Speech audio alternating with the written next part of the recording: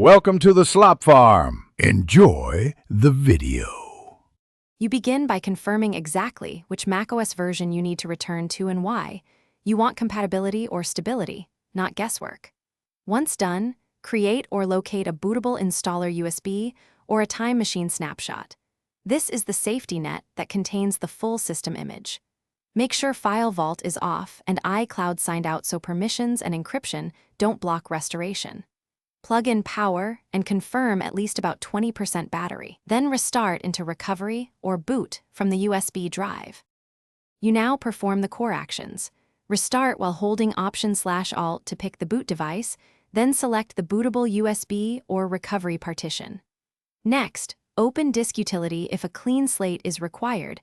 Erase the target drive and format as apps for modern Mac OS or HFS Plus for older versions. This prevents file system conflicts.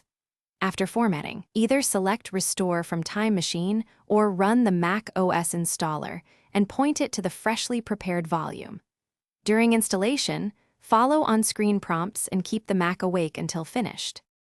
You complete the Setup Assistant, migrate only the necessary user data, and reinstall apps from trusted installers so you don't reintroduce issues. Once booted, update system firmware if prompted, then verify peripherals and preferences. If you see activation, Apple ID or iCloud errors, sign out and sign back in and check Apple's system status. Sometimes a simple network reset fixes it. If instability remains, boot into safe mode and apply the Mac OS Combo or Delta installer to repair components. This often resolves lingering problems without repeating the full rollback. Thanks for watching.